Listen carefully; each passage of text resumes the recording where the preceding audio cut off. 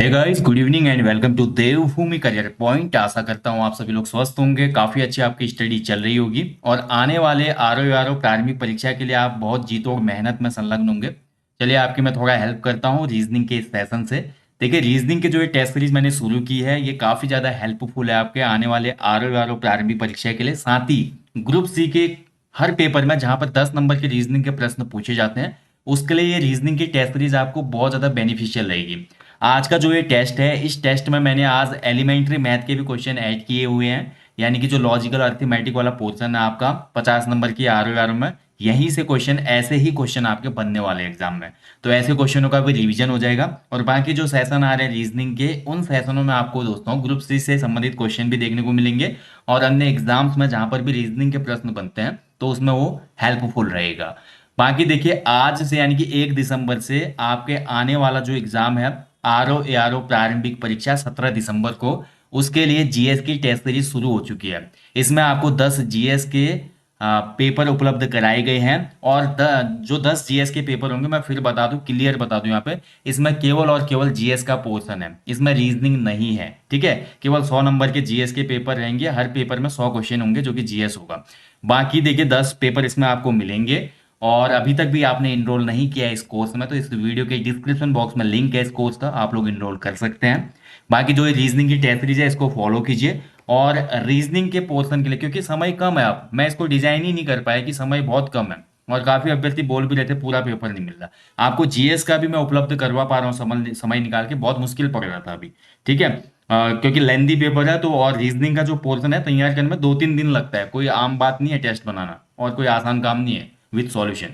तो इसलिए अभी तक के जितने भी पुराने पेपर हुए हैं उत्तराखंड लोक सेवा आयोग के, उन पेपरों में जो रीजनिंग के प्रश्न पूछे गए केवल उतना भर ही रिवीजन कर लो आप, उसी से आपका काम हो जाएगा, ज्यादा कुछ पढ़ने की आवश्यकता नहीं है। ठीक है, केवल जीएस पे फोकस करो, मेन जो मेरिट में वेरिएशन होगा जीएस से ही होगा।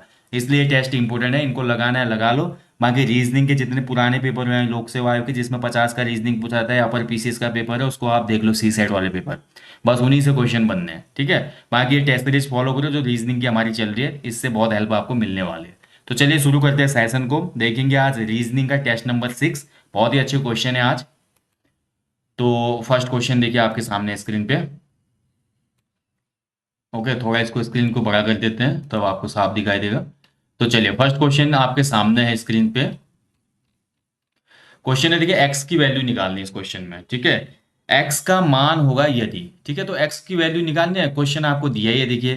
तो क्वेश्चन को सॉल्व कर देते हैं। X plus upon 8 plus 4/7 equal 53/56। ठीक है, अब देखिए या तो आप डायरेक्ट निकाल सकते हैं इसका मान, मैं तो इसका डायरेक्ट निकालूंगा। 8 7 56, 56 एलसीएम हो गया तो 8 7 56 तो ऊपर 7x हो जाएगा और 7 8 56 यानी कि 8 32 हो जाएगा।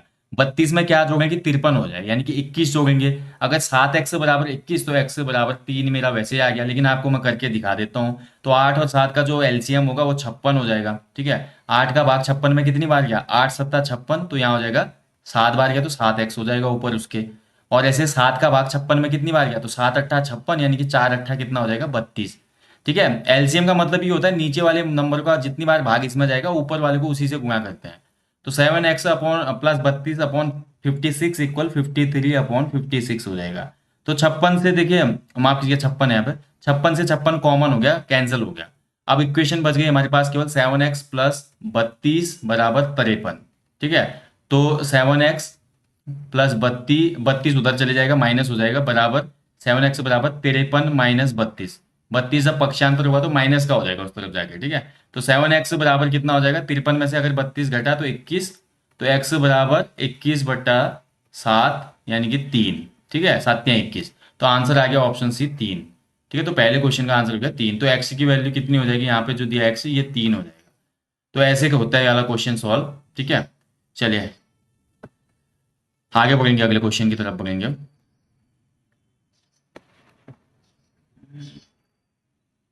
समझ में नहीं आया तो पोज करके आप लोग एक बार फिर से उसको देख लेना, ठीक है, तब समझ में आएगा। चलिए सेकंड क्वेश्चन पे आते हैं, हम सेकंड क्वेश्चन को सॉल्व करेंगे। सेकंड क्वेश्चन बोला था कि 25 छात्रों की एक कक्षा में छात्रों के प्राप्तांकों का मध्यमान था 43।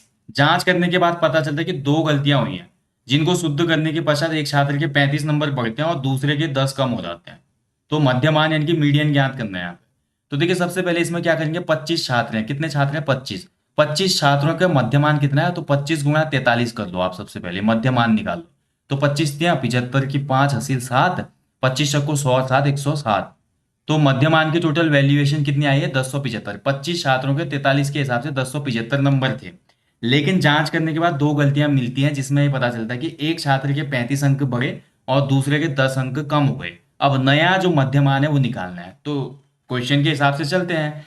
जांच करने के बाद पता चलता है कि जो टोटल हमारा मध्यमान था 1075, इसमें एक छात्र का जो नंबर था 35 बढ़ गए और दूसरे छात्र के नंबर 10 कम हो गए। अपॉन कितने छात्र हो जाएंगे टोटल वैल्यू में, 25 छात्र। ठीक है, अब इस इक्वेशन को सॉल्व कर दो आप, सिंपल सा क्वेश्चन है देखिए। तो अगर ध्यान से हम देखते हैं तो 1075 में अगर देखिए 35 है, 35 में से 10 गया 25 बचा, 1075 में 25 जोड़ेंगे तो 1100 हो गया ऊपर, 1100 बट्टा 25 हो गया है। ठीक है, तो इसको काट दो भाई, देखिए 25 शक को 100, 25 शक को 100 44। अब नया जो मध्यमान हो गया वो हो गया 44, ऑप्शन बी हो गया इसका उत्तर। ठीक है, बहुत सिंपल क्वेश्चन था, ज्यादा कठिन था नहीं। ऐसे ही क्वेश्चन आपके R O R O pre में बनेंगे, यही क्वेश्चन कहलाते हैं आपके एलिमेंट्री जो मैथ होती है, या बोल सकते हैं लॉजिकल जो अर्थमेट होती है, अर्थमेटिक होती है, ऐसे क्वेश्चन बनेंगे आपके। परसेंटेज के क्वेश्चन बनेंगे, एलसीएम और एचसीएफ से क्वेश्चन बनेंगे इसमें, प्रॉफिट एंड लॉस से क्वेश्चन बनेंगे, आयत त्रिभुज के क्षेत्रफल से क्वेश्चन बनेंगे, पाइप टंकी वाले क्वेश्चन बनेंगे, वर्क एंड टाइम के क्वेश्चन बनेंगे, वहां की रीजनिंग बनेगी। ठीक है, तो चलिए अब इस क्वेश्चन को भी सॉल्व कर लेते हैं। आयत का क्वेश्चन है, एक आयताकार कोई मैदान है भाई, देखिए ये आयताकार कोई मैदान है। इस आयताकार मैदान की लंबाई जो है 40 मीटर है, एल बराबर कितना है 40, और चौड़ाई विड्थ विड्थ कितनी है 30 मीटर, मीटर में, हाँ ठीक है। उसके बाहर चारों तरफ 10 मीटर का एक रास्ता बना दिया जाता है। अब ये छोटी इमेज हो गई, कोई बात नहीं। इसके बाहर जो है चारों तरफ 10 मीटर का रास्ता बना दिया जाता है चौड़ा, और रास्ते का ही क्षेत्रफल अब ज्ञात करना है। तो देखिए देखिए सबसे पहले तो हम इसमें जो हमारा पुराना क्षेत्रफल है उसका वैल्यूएशन निकालेंगे। तो पुराना क्षेत्रफल हमारा क्या होता है, आयत का क्षेत्रफल होता है लंबाई गुणा चौड़ाई, यानी कि 40 गुणा 30। ठीक है, पुराना क्षेत्रफल कितना हो जाएगा 40 गुणा 30, यानी कि 4 तिया 12, 1200 स्क्वायर मीटर। ठीक है, अभी तक। अब जब इसके बाहर 10 मीटर का रास्ता बनेगा भाई, 10 मीटर यहाँ बनेगा, 10 मीटर यहाँ बनेगा, 10 यहाँ बनेगा, 10 यहाँ बनेगा, तो 10 10 20, 20 की जो है हमारी लेंथ बढ़ जाएगी और 20 की जो हमारी विड्थ बढ़ जाएगी। तो पुरानी लेंथ कितनी थी 40, तो 40 धन 20 हो जाएगा, यानी कि 60 हो जाएगा। ठीक है, और ऐसे जो हमारी चौड़ाई थी 30 धन 20, तो ये हो जाएगा 50। तो नया जो क्षेत्रफल निकलेगा इन दोनों को गुणा करके निकलेगा, यानी कि 60 गुणा 50। ठीक है, तो ये हो जाएगा टोटल रास्ते के साथ टोटल अब जो क्षेत्रफल निकलेगा आयत का वो निकलेगा 6 पंचे 300, यानी कि 3000 स्क्वायर मीटर। अब हमको केवल रास्ते का क्षेत्रफल चाहिए, जो 10 मीटर चौड़ा रास्ता बना है हमारा इसके बाहर। तो हमारा जो पुराना क्षेत्रफल है उसको नए क्षेत्रफल से घटा दो, तो आपका रास्ते का क्षेत्रफल आ जाएगा। तो यानी कि 3000 माइनस 1200, तो ये हो जाएगा आपका 1800 स्क्वायर फीट, यानी कि ऑप्शन सी इसका सही उत्तर हो जाएगा। तो रास्ते का क्षेत्रफल कितना हो जाएगा 1800 स्क्वायर मीटर। ठीक है, बहुत सिंपल है, चलिए आगे पढ़ेंगे। अगला तो बीजगणित का क्वेश्चन है भाई, देखिए बीजगणित का क्वेश्चन है 2a plus 5b minus a minus 9b का मान क्या होगा। तो इसको सिंपली सॉल्व करना है आपने, 2a प्लस 5b। अब देखिए ए प्लस का है यहाँ पे और ये माइनस है ब्रैकेट के बाहर, तो प्लस माइनस जब भी ओपन होता है तो ये माइनस हो जाएगा, माइनस ए। बट माइनस का 9 भी है, अगर ये माइनस ब्रैकेट के बाहर ओपन अगर हुआ और ब्रैकेट के बाहर पहले से माइनस है, तो माइनस इंटू माइनस क्या हो जाएगा, ब्रैकेट का मतलब ही गुणा होता है, तो माइनस गुणा माइनस प्लस हो जाता है, तो +9 भी हो जाएगा। ठीक है, बस इसको सॉल्व कर लो। 2a से a के कम हो गया तो a बचा, 5b प्लस का है 9b प्लस का है, तो 5b में 9b जोड़ेंगे तो ये 14b हो जाएगा, 9 5 14b। तो a plus 14b right answer हो जाएगा, यानी कि ऑप्शन बी इसका सही उत्तर है। ठीक है, चलिए आगे बढ़ेंगे अगले क्वेश्चन की तरफ। हाँ, अगला क्वेश्चन सही आ गया, ये वाला क्वेश्चन सही है। तो देखिए अनुपात वाला क्वेश्चन है भाई, दो संख्याओं का अनुपात 5:9 है। प्रत्येक संख्या में 9 जोड़ने पर उनका अनुपात 16:27 हो जाता है, तो दोनों में से एक संख्या ज्ञात करनी है। तो सिंपल होता है ऐसा क्वेश्चन। देखिए क्वेश्चन क्या बोल रहा है, दो संख्याएं 5:9, अनुपात को हम बट्टे में भी लिख सकते हैं। तो 5x मान लेते हैं दोनों संख्याओं को, चलिए ठीक है, क्या मान लेते हैं 5x और 9x। अगर जब मैं इनमें 9 जोड़ता हूँ, +9 करता हूँ, +9 करता हूँ, तो नया जो अनुपात अनुपात हो जाता है वो 16:27 हो जाता है हमारा। ठीक है, बस इसमें क्रॉस आपको मल्टीप्लाई करना होता है, आप आंसर आ जाएगा। तो क्रॉस कर लीजिए भाई, देखिए 27 गुणा 5x धन 9 बराबर 16 गुणा 9x धन 9, बस कर दो इसको मल्टीप्लाई, 27 पंचे तो 7 पंचे 35 की 5, और 5 दूना 10 3 13, 135 एक्स हो गए। 135 एक्स धन 27 नम कितना होता है, तो 9 सत्ते 63 की 3, और 9 दूना 18, 18 और 6 24, 243 इस तरफ हो गया, बराबर 16 से कर दो यहाँ पे 16 नम 144 एक्स धन 16 नम 144 प्लस का, बस पक्षांतर कर लो भैया। 144 बड़ा है और 243 बड़ा है, तो 144 यहाँ घट जाएगा, और 243 से 144 यहाँ आ जाएगा, तो 243 माइनस 144, न्यूमेरिक को एक साथ रख लो, और 144 एक्स में से आपका माइनस हो जाएगा 135 एक्स। ठीक है, बस 243 में से 144 गया तो कितना बचा, 99, और इधर 144 में से 135 एक्स गया तो कितना बचा, 9 एक्स। तो 9 एक्स बराबर 99, तो एक्स बराबर कितना हो जाएगा, तो एक्स की वैल्यूएशन आ गई भैया, 9 का भाग 99 में कितनी बार जाएगा, यानी कि 11 बार। तो एक्स की वैल्यूएशन तो 11 आ गई, लेकिन 11 आंसर नहीं होगा, क्योंकि संख्याओं का अनुपात 5:9 है। तो पहली संख्या क्या हो जाएगी, 11 × 5, यानी कि 11 पंचे 55, और दूसरी संख्या क्या हो जाएगी, अनुपात कितना है, 9, 5:9, तो 11 × 9 यानी कि 99। तो दोनों संख्या है 55 और 99। ठीक है, एक्स की वैल्यू आई थी ना हमारी, तो 11, वो आंसर नहीं है। तो आप देखिए, एक संख्या 55 है, एक 99, और क्वेश्चन में पूछा कि दोनों में से एक संख्या क्या होगी, तो दोनों में केवल 99 जो ऑप्शन है वो दिया गया है, तो ऑप्शन डी इसमें सही उत्तर हो जाएगा। ठीक है, चलिए आगे बढ़ते हैं। अगला क्वेश्चन देखिए, माध्यिका वाला आ गया, मीडियन निकालना है आपको। तो मीडियन वाले क्वेश्चन में देखिए दोस्तों, आपको एक चीज का ध्यान देना होता है, बहुत इंपॉर्टेंट है, उसको आप नोट कर लो। अगर क्वेश्चन बनेगा एग्जाम में तो ये बात मेरी याद रखना, बहुत हेल्प होगी आपकी। सबसे पहले तो आपको ये गिनना होता है कि मीडियन वाला जो क्वेश्चन है, इसमें जो नंबर दिए हैं सम में है विषम में है, और सबसे पहले या तो इनको आपको असेंडिंग ऑर्डर में रखना होता है या डिसेंडिंग ऑर्डर में रखना होता है, आरोही या अवरोही क्रम में इसको रखना पड़ेगा। ठीक है, अब देखिए मैं इसको आरोही क्रम में रखता हूँ, बड़े छोटे से बड़ा। तो इसमें सबसे पहला जो नंबर है मेरे पास 4 है। देखिए, जो ये नंबर दिए गए हैं ना, ये टोटल नंबर देखिए, ये जो टोटल नंबर है, इनको आरोही क्रम में जब मैं लिखूंगा तो सबसे पहले इसमें 4 आएगा, 4 के बाद अगला नंबर है 5, 5 के बाद फिर अगला नंबर आएगा इसमें 4 5 8, 8 के बाद 9, और 9 दो बार है देखिए, और उसके बाद आपका 10 13, फिर आपका 16 है, फिर आपका 17 और 18 है। ठीक है, ये इसका क्रम हो जाएगा, ये आपका सही क्रम होगा जिससे आंसर आएगा।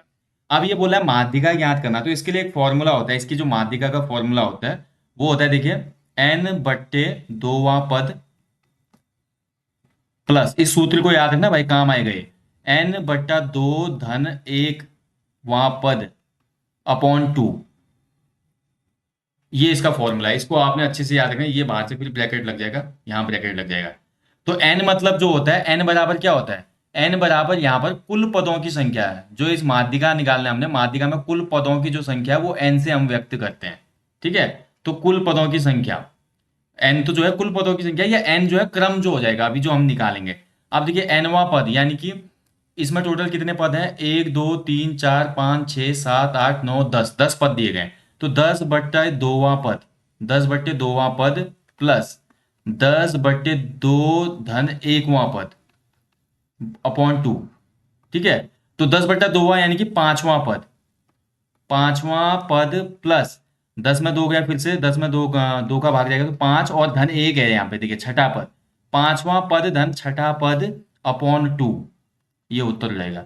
अब देखिए 5वां पद कौन सा है, यहाँ से देख लिए, अगर इसमें आप करेंगे तो ये गलत हो जाएगा। जो हमने आरोही क्रम किया था पदों का, उसमें देखिए 5वां पद कौन सा है, तो 4 5 8 9 9, 5वां पद है 9, और छठा पद है 10। ठीक है, ये देखिए, ये 5वां पद है, ये छठा पद है, तो 9 धन 6 हो जाएगा, देखिए 9 धन 10 हो जाएगा, माफ कीजिए, 9 धन 10/2, 9 धन 10 आपका 2 हो जाएगा। ठीक है, तो 9 धन 10/2 कितना होता है, 9 धन 10 बराबर हो जाएगा 19, 19 में 2 का भाग दे दो भाई, तो 2 9 18 और 2 पंचे 10, 9.5 इसका सही उत्तर हो जाएगा। तो इसकी जो माध्यिका हो जाएगी ऑप्शन ए 9.5 बिल्कुल सही उत्तर है। ठीक है, तो माध्यिका निकालने में आपको क्या करना है, सबसे पहले जो पद दिए गए हैं, जितने भी पद दिए गए हैं, उनको या तो आप डिसेंडिंग ऑर्डर में लिखो या असेंडिंग ऑर्डर में लिखो, उसके बाद ये फॉर्मूला आपने अप्लाई कर लेना है। ठीक है, तो ये फॉर्मूला लगाएंगे तो आपका उत्तर आ जाएगा, बहुत सिंपल है। ठीक है, चलिए अब आगे बढ़ते हैं, बहुत लंबा हो गया सेशन। तो समझ में आ रहा है रीजनिंग का? देखिए भाई, सेशन में बहुत मेहनत लगती है रीजनिंग के, तो अगर आपको देखिए समझ में आता है और अच्छी लगती है सीरीज, तो प्लीज थोड़ा यार शेयर भी करो। और बाकी आर ओ के लिए करंट अफेयर्स का महाकुंभ मैंने कल से शुरू कर दिया है, उसको भी आप फॉलो करना, जिसमें आपको जनवरी से लेकर नवंबर तक के महत्वपूर्ण नेशनल इंटरनेशनल करंट अफेयर का रिवीजन करवाया जा रहा है। उत्तराखंड का मैं पहले ही वीडियो दे चुका हूँ ईओटी एग्जाम के लिए। ठीक है, चलिए भैया, अब ये आ गया आपका ब्याज वाला क्वेश्चन, आ गया परसेंटेज वाला, तो इसको भी देख लेते हैं। तो इसमें बोल क्या रहा है, देखिए, एक व्यक्ति ने 20,000 उधार लिए, जिसकी अदायगी 5,000 की 4 वार्षिक किस्त में ब्याज सहित करनी है। यदि ब्याज की दर 6% प्रति वर्ष हो, तो दूसरे वर्ष के अंत में किस्त की देय राशि क्या होगी? बड़ा ही अच्छा क्वेश्चन पूछा है भाई, और बहुत घुमा के पूछा है, देखिए। ठीक है, तो सबसे पहले देखिए, आपको ये ध्यान रखना है, टोटल अमाउंट कितना है? 20,000 रुपये है। और 20,000 रुपये में देखिए अदायगी 5,000 की 4 वार्षिक किस्तें हैं, यानी कि 5,000 के 4 किस्तें देगा। तो वो दूसरे वर्ष में पूछ रहा है, तो दूसरे वर्ष में उसकी जो अदायगी रह जाएगी भाई, कितने रुपए पे रह जाएगी? 20,000 में से मैं 5,000 तो घटा दूंगा ना दूसरे वर्ष के लिए। अब मेरे पास कितने पैसे बच रहे हैं? टोटल मूलधन कितना है? तो मूलधन मेरा पास भाई 15,000 का ही है दूसरे वर्ष के लिए। समझ रहे हो ना क्वेश्चन को? 5,000 तो फर्स्ट वर्ष में ही पे हो गया होगा। अब क्वेश्चन में ये बोला है कि दूसरे वर्ष के अंत में देय ब्याज कितना होगा। तो अब इस 15,000 पे ही हम देय ब्याज निकालेंगे, जो कि कितना है? 6%। ब्याज का मतलब होता है 6/100। ठीक है, तो आप इसकी वैल्यूएशन निकाल लो भाई, आपका आंसर आ जाएगा। तो अगर हम इसको जीरो से, देखिए जीरो कैंसिल हो जाएंगे, 2 जीरो। और 150 को अगर मैं 6 से गुणा करता हूँ, तो 15 छक्का 90, 900। तो 900 रुपये ब्याज हो जाता है दूसरे वर्ष के अंत में। तो हर साल 5,000 की किस्त है, तो दूसरे वर्ष की किस्त कितनी हो जाएगी? 5,000 धन 900। 5,000 धन 900, तो ये हो जाएगा आपका 5,900। बहुत सिंपल क्वेश्चन है था। ठीक है, तो राइट आंसर हो जाएगा इसका ऑप्शन ए है। ठीक है, तो टोटल इंटरेस्ट कितना होगा उसका? 900 रुपये, और दूसरे साल की किस्त हो जाएगी 5,900। ओके, चलिए आगे बढ़ेंगे अगले क्वेश्चन की तरफ। अब हमारा कोडिंग डिकोडिंग के क्वेश्चन आ गए हैं, तो उनको देख लेते हैं। ठीक है, फिर उसके बाद नंबर सीरीज का क्वेश्चन भी देखिए। तो देखिए, किसी सांकेतिक भाषा में मदर्स को इतना लिखा जा रहा है, देखिए। ठीक है, तो इसको समझना है आपने। देखिए,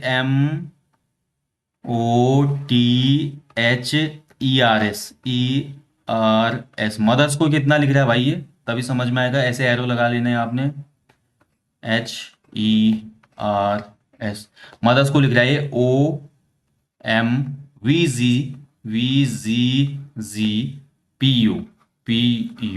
ठीक है, तो प्लस माइनस का एडिक्शन हो रहा होगा इसमें, कुछ ना कुछ ऐसा हो रहा होगा।